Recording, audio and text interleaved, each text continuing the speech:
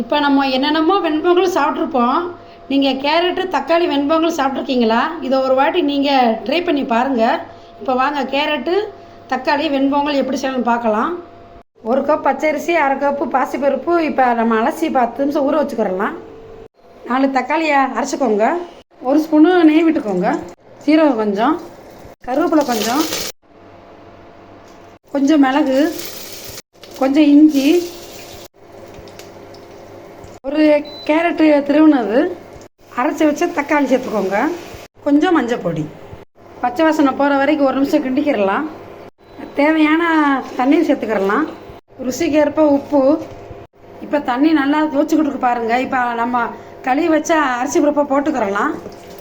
இப்போ நம்ம கரெக்டாக 3 விசில் விட்டுக்கிறலாம். இப்போ வெண்பொங்கலுக்கு மணக்க தாளிக்கலாமா? கடுகு போட்டுக்கிறலாம். கருவேப்பிலை கொஞ்சம், முந்திரி பருப்பு கொஞ்சம், சுவைக்கு ஏற்ப பெருங்காய பொடி. கேரட்டு தக்காளி வெண்பொங்கல் ரெடி. வாங்க. இந்த தக்காளி கேரட்டு வெண்பொங்கலுக்கு எல்லா சட்னியுமே நல்லா இருக்குங்க. இதை நீங்கள் ஒரு வாட்டி ட்ரை பண்ணி பாருங்கள். வீடியோ பிடிச்சிருந்தா லைக் பண்ணுங்கள். பாய் பாய்.